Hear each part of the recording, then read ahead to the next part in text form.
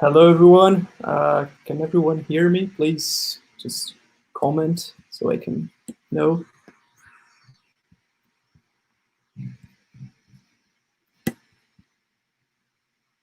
One sec. Let me check.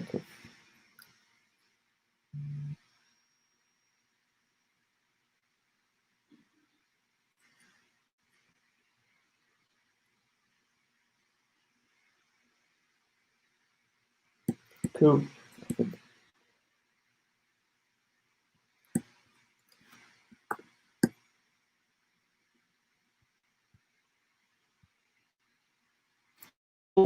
So good night, everyone. So my name is Lucas Rosa. I'm a product analyst at eBanks, and we're here today for another ProductTank meetup. So just so you know, I'm speaking in English because our guest today is from Germany, but he's speaking directly from Portugal. And so before we start, I'd like to talk a little bit about ProductTank. So ProductTank is ProductTank is a small community from Curitiba. So we are just a small community from Curitiba, but we are all over the world, and we're here to talk and just exchange some ideas about product design, development, management, and our goal is to get bigger and exchange ideas. So please help us with this. So the ProductTank in Curitiba already hosted around 10 meetups, and we have around 800 members. So thanks a lot from Fernanda and Alicia to help us every day to keep this community alive. And if you want to help us, please join and send us a text and come to speak to us to the meetup. So this can help you to increase your networking and just to teach people and learn a little bit. So that would be really, really good. And today we're going to talk a little bit about user testing with Klaus.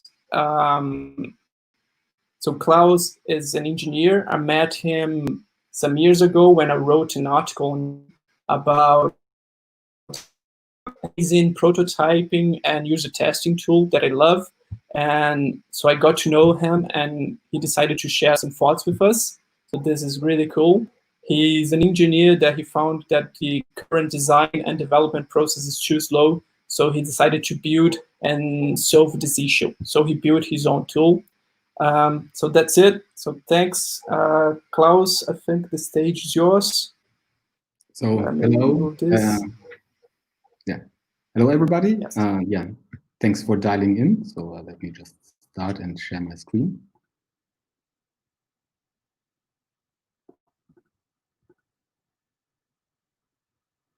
So you can see my screen. Okay.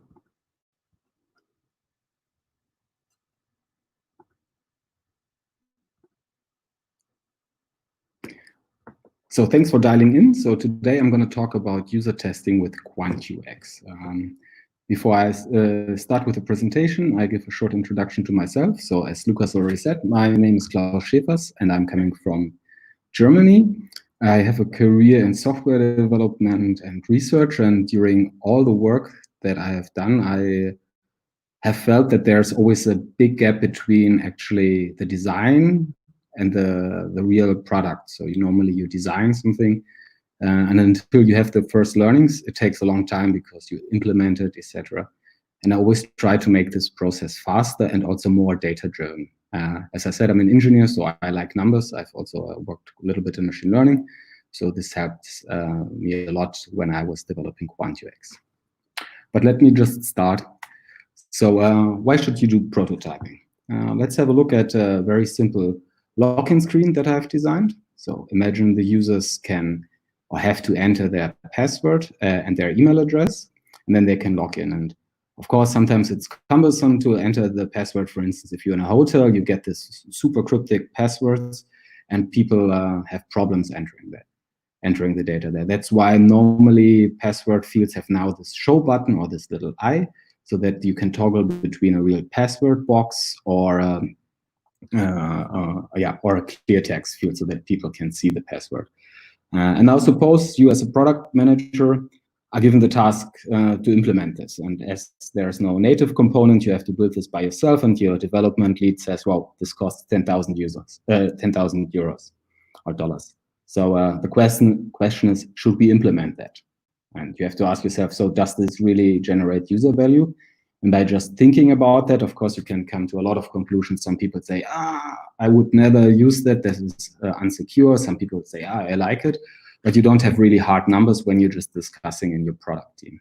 And for those kind of situations, I actually developed Quant-UX, because with Quant-UX, you can just do a really fast user test. And with this thing, I did it.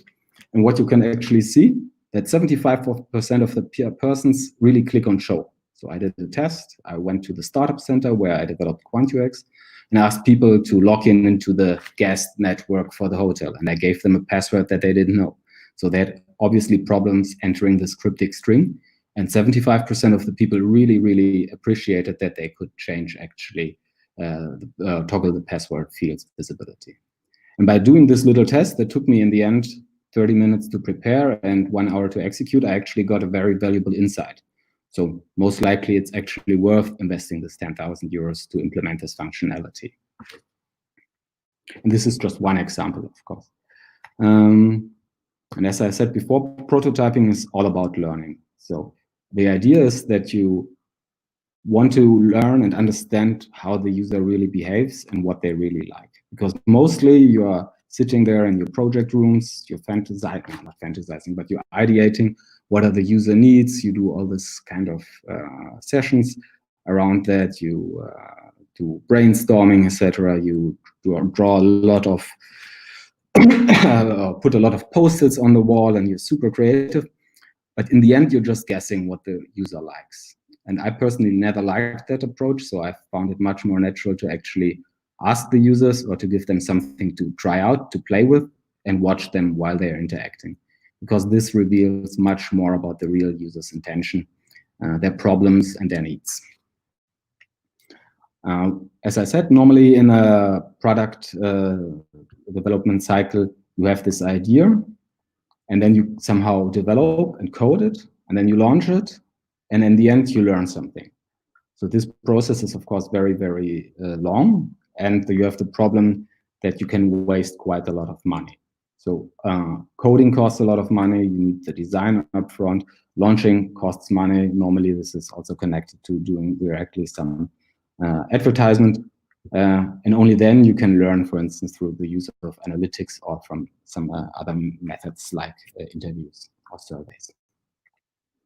And the problem is that the later you learn, the more expensive the changes are that result from the learning, right? So if you have an idea and you ask some customers or potential customers, for instance, in a survey, if they like it, you can already learn a lot. And if the idea is bad, you can just change it and you didn't lose much investment. If you think the idea is good, you can progress and do, for instance, a lo-fi prototype that basically shows the MVP. You can test this, and if it's bad, you can change it without much cost. But the further you go, once you started actually coding, the changing or the cost of change get more and more expensive. And once you have launched, you have normally a really big problem because there's already a product in the market. So changing that has a high risk because you can even assume some people like it and some don't. So if you change it radically, you might lose the users that you have already. So therefore, it's really, really important to actually do the prototyping and the learning upfront. That's why I developed Quant-UX. So the idea was to shortcut this development cycle. So some people might recognize this graphic. I borrowed that from Google's design sprint.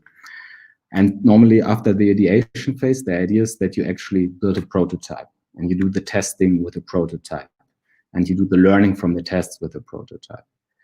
I've built also Quant-UX because I believe that simple prototyping, for instance, paper prototyping, is not always the best option. And if you want to, for instance, model certain business processes where users have to enter data, etc., you need more advanced prototyping capabilities. Also, the testing and learning is often not that easy, so I try to improve those 2 points as well. So I think testing should be as easy as sharing a link to somebody. You can still sit next to the user, but you can also just share them over Twitter and see how the masses interact with your prototype.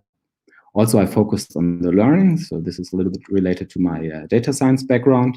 So I believe that you can learn a lot by just observing people and analyzing their user interaction with a prototype.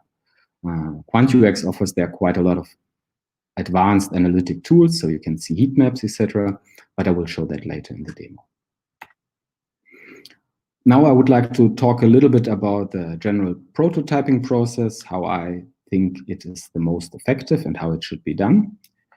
So normally you start with a problem that you want to solve, and it's your idea for your MVP, and you have certain ideas how you could implement that, right? So you have one idea that is, for instance, to use an app that has a big red button somewhere. You have another idea that uses tabs inside. You want somebody to have a hamburger menu.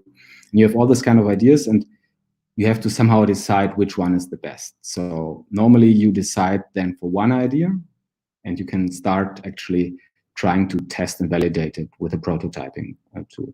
So this means you model the user interaction and the user interface to that degree that you consider it necessary to answer your questions. If the idea works, you can actually move on and implement it or refine it.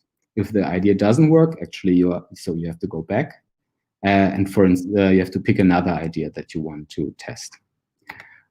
When you do the tests and when you design the prototypes, you have to ask yourself already, what is your research question? So what do you want to learn from the prototype? For instance, a bad question that you often hear is that the users will like the idea, but that like the design, but that is very subjective. For instance, you have problems when you're doing tests with users that you know that they are very biased, so they don't want to hurt your feelings. So if you give them a prototype, and even if it's really, really bad and they have problems using it, and you see that they cannot use it, they might still tell you, oh, it's a very nice work. So you should try to find out actually questions that you can validate or that can invalidate your idea. One would be, for instance, that you say 80% of the users will find the checkout button on the top. And those are things that you can measure. Another one that is a good question is, for instance, if you're interested in the performance of a prototype, or you can ask, how long does it take to fill out a form? It's even better if you say, put a threshold on it. So you say, filling out the form takes less than a minute. And once you have established this hypothesis or this research questions, then you can actually start building the prototype because you know what you want to learn.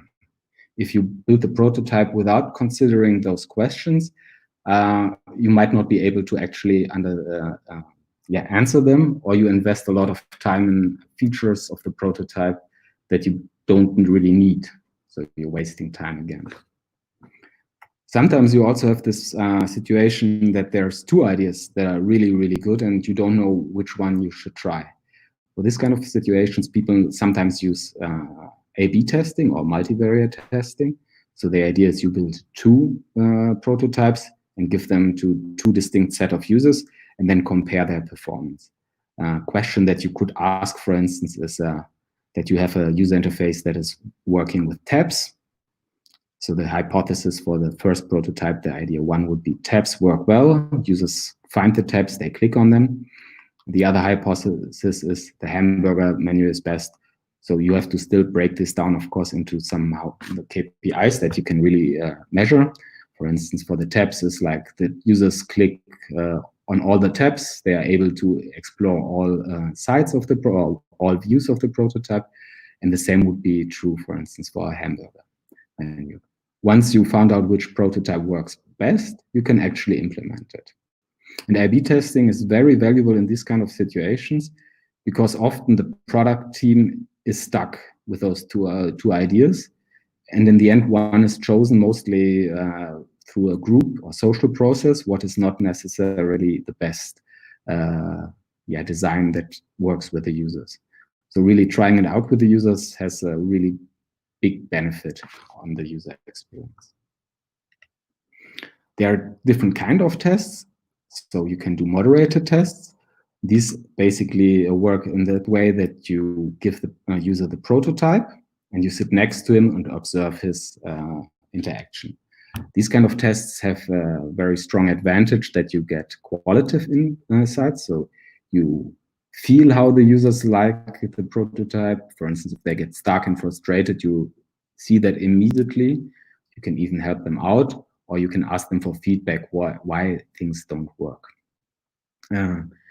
This kind of approach, so the moderated test, has one big disadvantage. So they are rather time consuming and also prone to personal bias. If you work long enough with a person and you sit there for an hour or so and you get along with a person, he might not want to hurt your feelings. So the feedback that you get might be to some extent not true. Of course, you see if they can use their application as you intended, but still there's this problem. Also, through the small sample size, which means that you just ask a few persons, you can have bad luck that the people that you ask are not representative. For instance, if you do these tests with people from your development team, but you're designing an application that is for elderly people, most likely the results are not really usable. Even if you have members of the targeted group, you might still have problems that these people that you now talk to are very techy and they understand these things, etc. So the bigger the audience is, the more insights you can normally get and the more errors you can also catch. The alternative to moderated tests are unmoderated tests. So there basically you send out a link to persons, or you can use user testing platforms that acquire users for you. And these persons try out the app by themselves. Normally you give them a task. For instance, you tell them, okay, please log in with this password and then do this and that. These tests have the big advantage that they're rather cheap. So once you have created the prototype, it's just sending out links or using an agency to get the right users. And the users can also do it when they have time, right? If you do a moderated test, you have to actually get them to the lab. If you do, for instance, an app then for very busy people, let's say doctors, lawyers, etc., it's very hard to get them to your lab. Even if you go to their office, they are very busy, so it's hard to get a slice of their time. Unmoderated tests solve this issue. So whenever, for instance, the doctor has 10 minutes time, he can just open the link and interact with the prototype, and you can observe the results then through some screen recordings or other tools. The big disadvantage is that you just get quantitative data. So you see what people have clicked, etc. You can use screen recording techniques, so you can, to some extent, see from the facial expressions if the users understand the application or if they're frustrated. You can also ask them to think aloud, so they talk while they click. Where is the button? Now I enter my data in here, and such alike.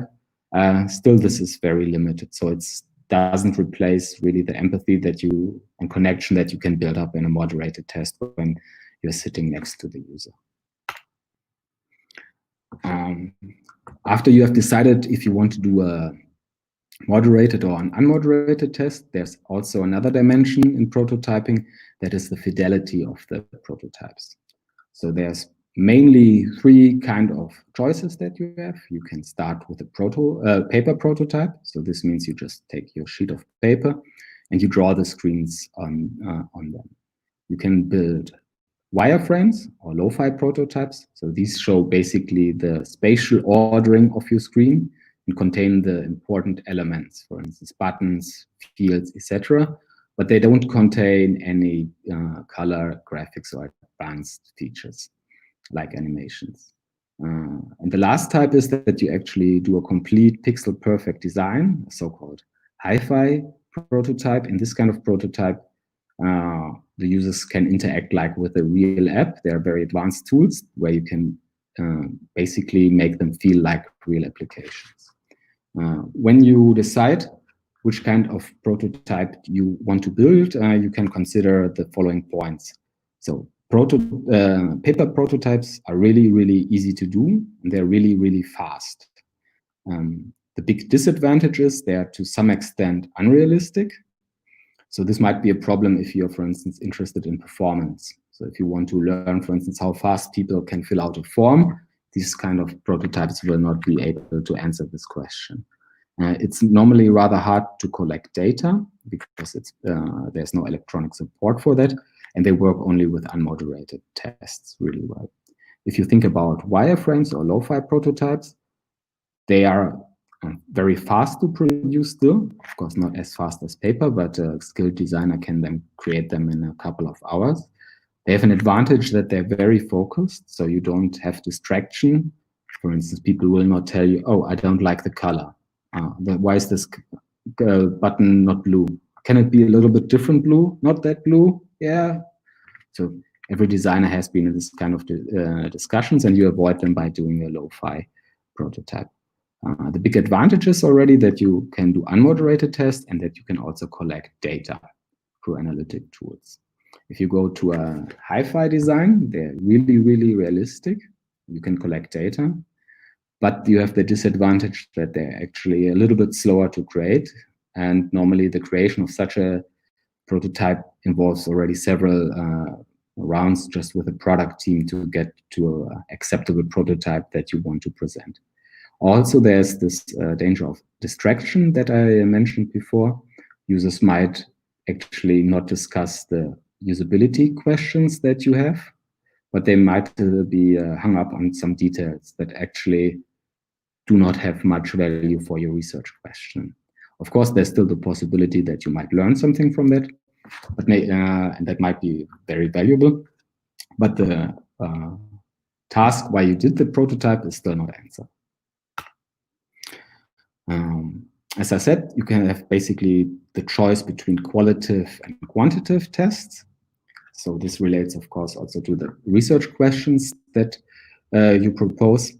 Normally, if you want to, you're really interested in qualitative feedback, lo-fi prototypes will work already. So, for instance, if you want to discuss the certain value proposition, you want to give the users just a feeling how this could work, a lo-fi prototype is very good. Of course, you can also ask how people like it, but do you have this problem of a bias? But maybe it's even less than if you have a high fidelity prototype, because you don't get stuck into graphics discussion. If you are more interested in, for instance, performance metrics, you might want to already go to a hi-fi prototype because they are more advanced. They contain animations that can have a huge impact on information, on the performance of a system. I will go to that in our demo. But if you want to just answer questions, for instance, is this the right input element? Should I use a hamburger button or should I use tabs? Maybe a lo-fi prototype will be sufficient. If you want to do A/B testing, this is clearly a quantitative question, so you have to also do this kind of tests with a lot of users. Normally you do A/B testing in more elaborate settings when you, for instance, want to really test different landing pages, etc. For these kind of questions, normally use also hi-fi prototypes. But again, it depends a little bit on the question and what you want to learn from your prototype.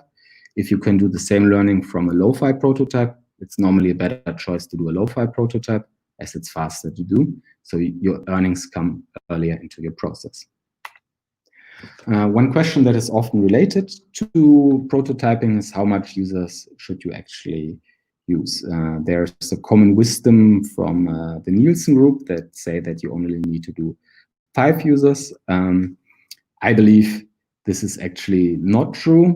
So 5 users are really sufficient if you do qualitative tests. So you want to see where people do errors, you want to see their frustrations, you want to get some personal feedback.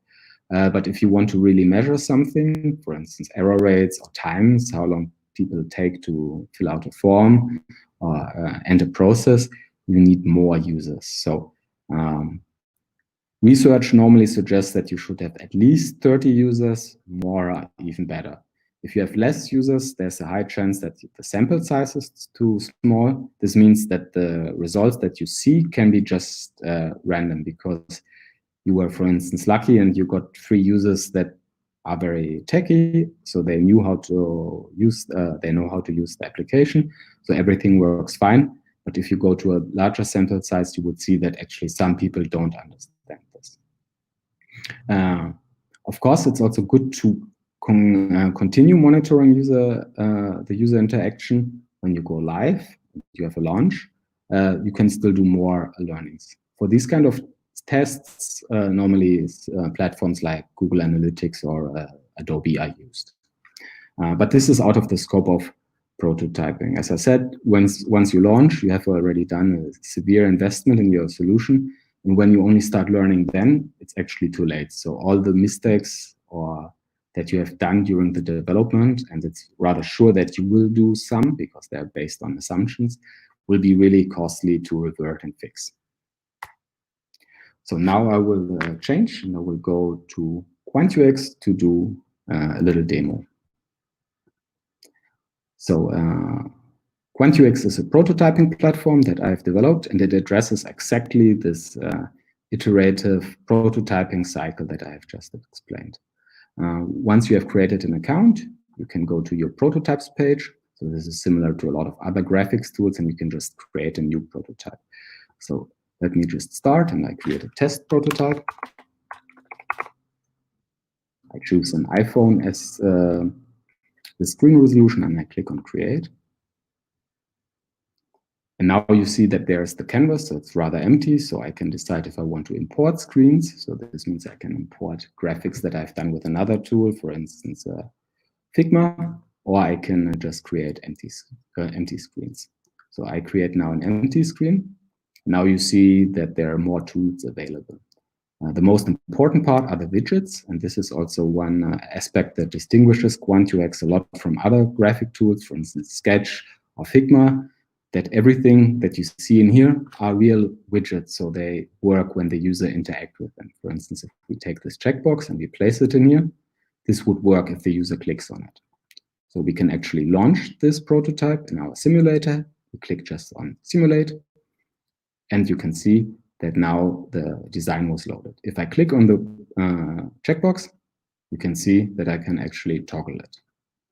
What you can also see is that there is a QR code. So you can just scan the QR code with your phone, and this will load the simulator in a web page in the phone. If you have an Android phone, this works really, really great, because in Android I can flip on or turn on the full screen mode. So this prototype will feel 95% like a real application. What is really nice if you want to do a realistic test and you want to get some high feedback on some high fidelity prototypes.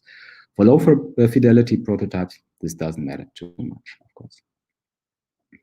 So on Quant-UX, as I said, you have all these widgets that you can place somewhere. You can customize them a lot. For instance, we could give this a different color. We can set a background color. And of course, you have normal tools. For instance, you can just put your boxes somewhere to design something, and so forth. So there's basically no limitations. Quant-UX has a lot of advanced features to make prototypes feel even more realistic. For instance, we can create animations. So I could say that this box should fade in.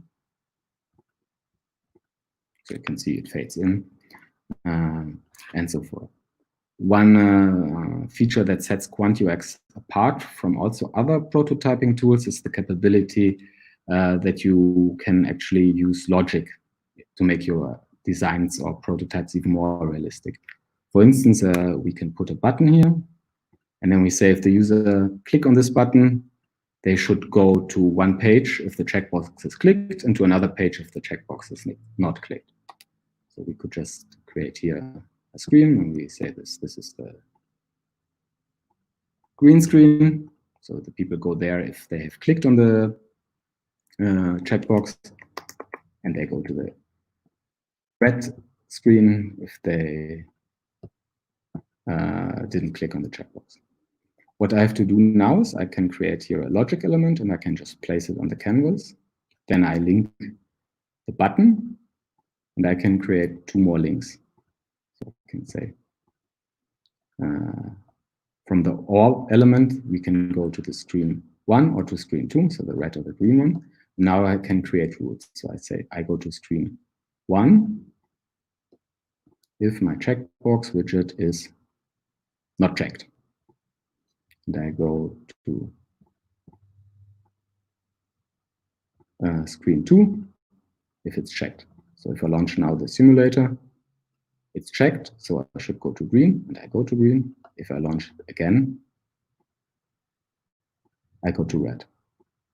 So by having this possibility to visually model also workflows, the tool becomes quite powerful because you can do much more advanced testing. This is particularly important if you are in a kind of enterprise UX setting where the users have, for instance, to deal a lot with error validation or have to fill out several forms to actually complete a business process. You can also configure this OR thing or element to be an A/B test. So if I make it an A/B test, once the user click here, they would be randomly forwarded to screen 1 or screen 2.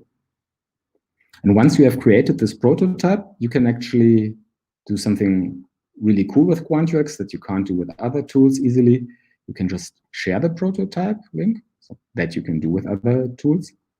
But what is more interesting is once you the users start testing and try out the prototype, we collect the data. So let's just have a look at this one. So I click a little bit here, and I click there, and I click here. So all these clicks have been recorded. So if I go back in Quant-UX, and I go back to the overview of this prototype, I can go now to the test page or test tab, and I can see, okay, one person has tested. There's also this fever thermometer kind of widget that shows you how much users you have already done. As Quant-UX is focused on quantitative testing, you have to actually to get a lot of users to get this bar full. But this is, I think, very important. What you can see now, there's this test session of the person that has just tried out the app. So this was me.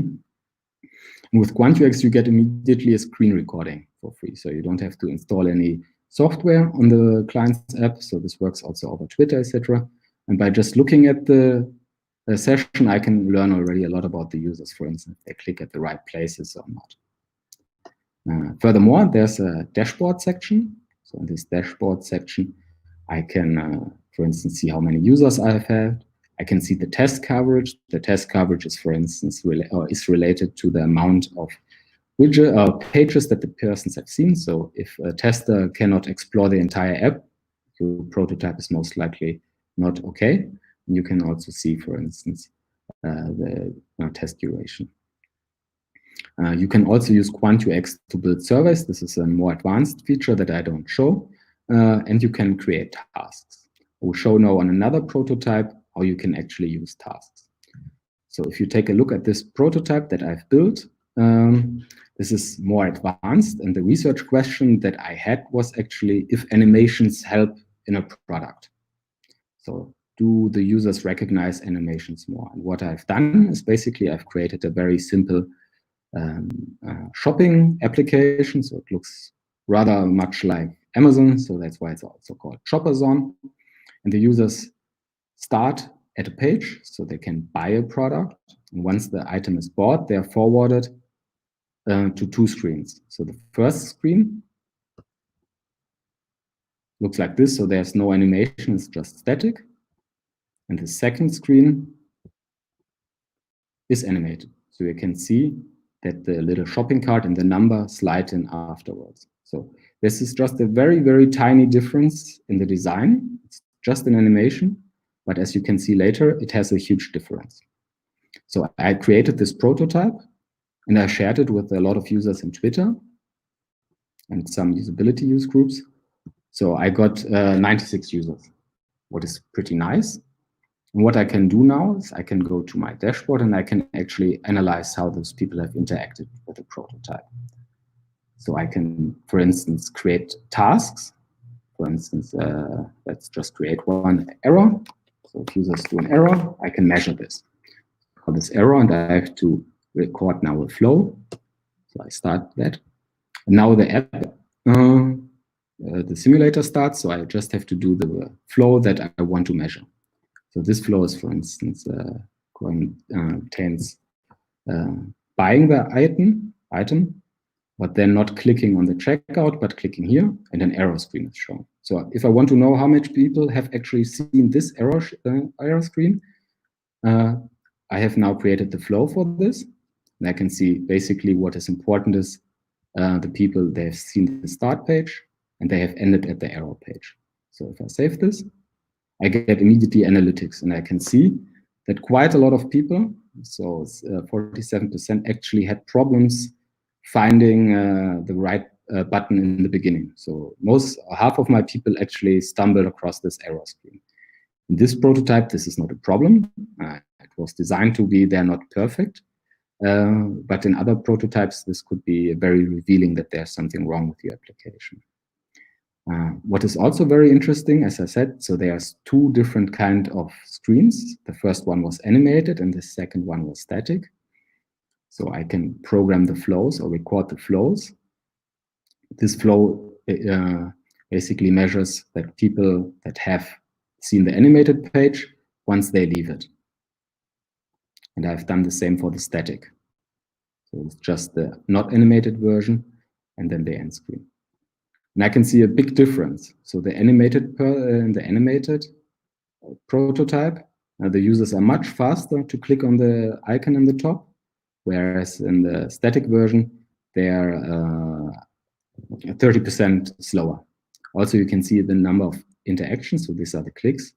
Users in the animated versions did much less clicks, so they figured out much faster where to click. You can also compare this in a kind of box plot. So you can see actually the animated users are normally centered around the beginning of the space, so they are much better. And you can see also that there in the static version, there are some very big outliers. So this person, for instance, took 11 clicks just to get out of the last page in 42 seconds. So clearly, you can see when you compare that to the light blue ones, the animated ones, that there's a big difference. You can deep dive into the statistics too and see box plots that reveal something about the distribution. And you can see in general that the animated version is much closer together. So the users behave more consistently, what is a sign that the application works for everybody. In the static versions, you have much more spread. Also, there's really big outliers, which indicate that the users have problems with the prototype. Once you have seen the dashboard, you can also dive into a second set of usability tools. Those are centered around the idea of heat maps. And you can just see where people have clicked, but you can do even nicer things. So you can open the animated canvas. And the animated canvas looks pretty much like the drawing canvas, just that we overlay the prototype with the clicks or with the data that we have collected. And you can see, for instance, this button was clicked by everybody. But what is very interesting to see is actually that also a lot of users click somehow on this text. So in this kind of context of prototype, this is of course not important. But if you take a look, for instance, at the second page, you can see a lot of users also tried to add this item to the list. So although I stayed on the first page, just click on buy, some people try out other things. And what is really important, of course, is then if you compare the animated version against the not animated version. So in the static version, where there's no animation, you can see the users don't know exactly where to click. So they click a lot on the hamburger button, they click on all these kind of other fields, which always are linked to the error page. So the connection is not shown, you can hide them. And if you compare this, for instance, to the animated page, you can see that the users click differently. So the majority immediately found out that they have to click here on this item, and they didn't click in the bottom or on the hamburger menu. Also, you can see already that if I click on an item, I can see some statistics on the right side. So I can see how many clicks on this page were done on this widget. And what is, for instance, very interesting is I can see the first clicks, so where the users have clicked first. So in this case, my research hypothesis was that the animation will help the users to discover the item. So I can see 40 users did this. If I compare it, for instance, to the not animated version, you see there's less people that spend their first click in there. The time before the click is in both scenarios 3 seconds. We have also other analytic tools. So if people use a desktop PC, we record the mouse movement. The mouse movement normally correlates a lot to the eye movement. So if people read something, they move the mouse over the text. And you can see here, for instance, the users have moved the mouse over the description of the task to understand it better. And here they have also red. And you can see a difference, of course, in the animated and not animated version. So in the static or not animated version, you have more heat down, although it's not significant. You can also see the user journey. So this is not so interesting or so conclusive in this prototype because it's rather big. But you can see here, basically, the paths that users have taken. If several users have taken the same path, the path gets hotter. So you see that they are then orange. You can see here, but you can see that from the click on the buy button, the users basically jumped to different locations. And this is all rather similar distributed. So in this scenario, it's, the user journey is not so conclusive, but I can show later maybe an example where this is different. I also can see scroll times. So as none of these screens is below the fold, so the users don't have to scroll, they are all hot, but I can see also, for instance, the views and the dwell time, so where the users have spent most of the time. And surprisingly, the people have spent most of the time on the welcome screen. I wouldn't have expected that, but apparently the text is long and a lot of users took a lot of care to read. If you design, for instance, a form that is complex, you would expect that the users spend a lot of time in this form. So if this form is cold, this basically means that you have a problem in your prototype. Yeah, so let me just check if I have another one.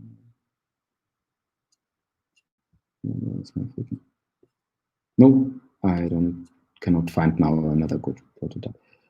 So this was my my demonstration. So I would ask for questions now. Oh yes. So everyone, feel free to post your comments here. Let me choose the first one. So here from Eduardo. So on your experience, do you think it is a problem to skip the lo-fi prototypes and go direct to the hi-fi prototypes? I mean, it's a matter of cost, right? So if you just want to do 3 screens and you do them high fidelity, the difference is rather low, right? You spend 3 hours instead of 1 hour. So this is then not a big thing.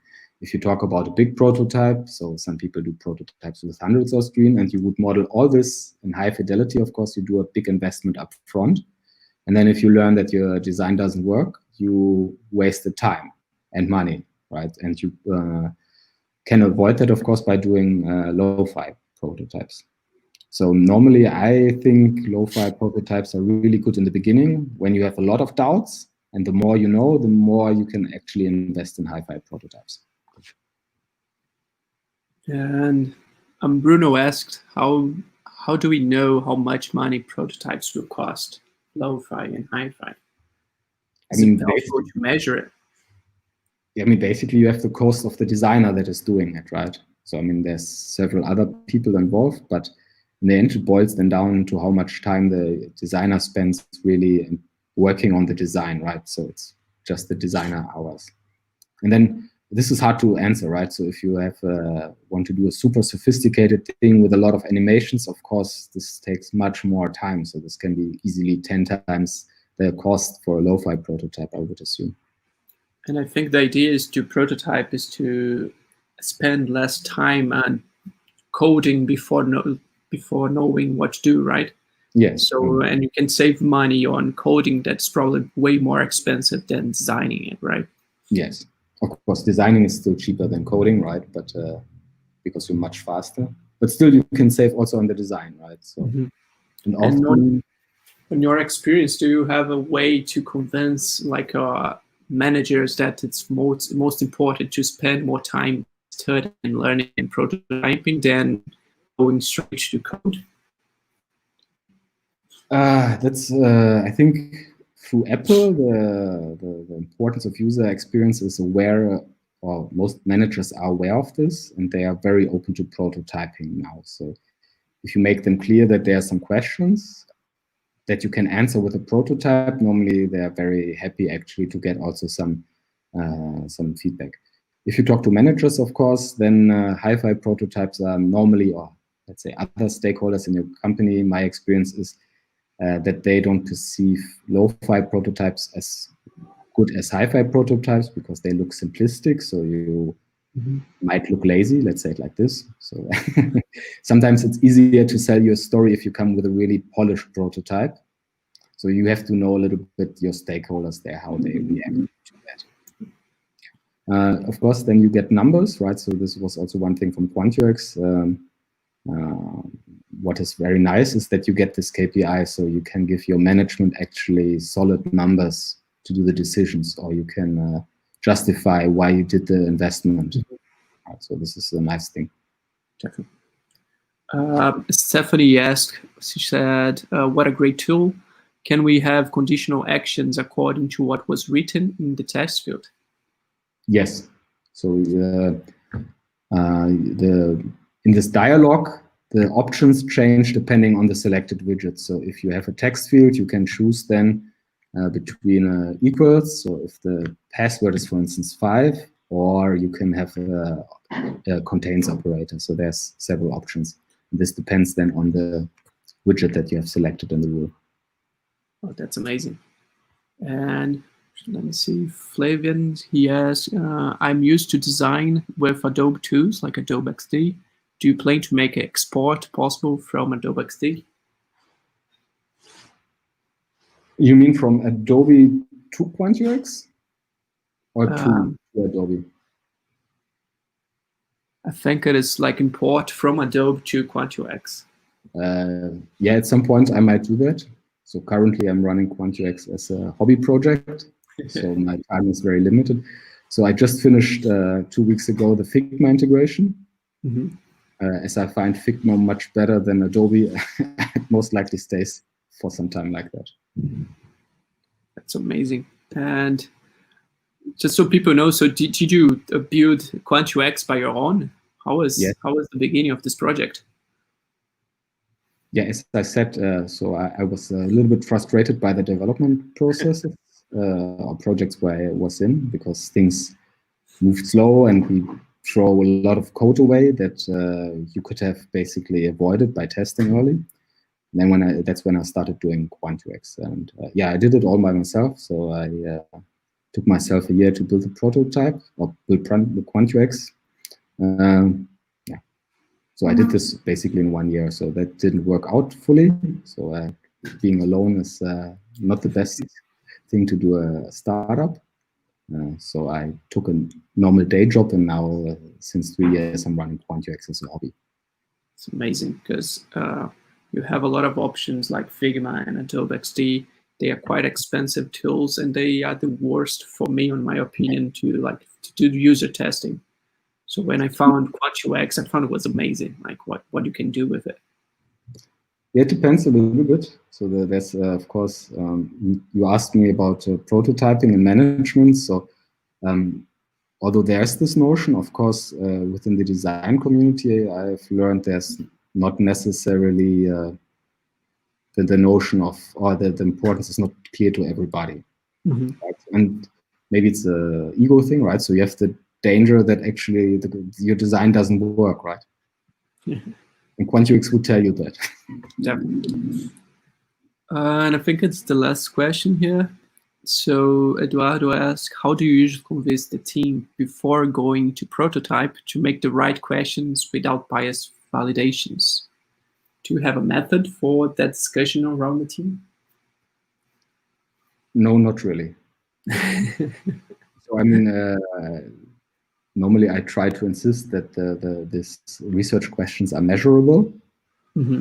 So that it's not this things that people like it, right? I mean, this is a very general, fluffy thing, and you get bad answers, right? So therefore, it's good to make these things crisp, and you should invest some time you can actually measure those things, how you can build a prototype that really tests this. Yeah, but I don't have a methodology how to get that.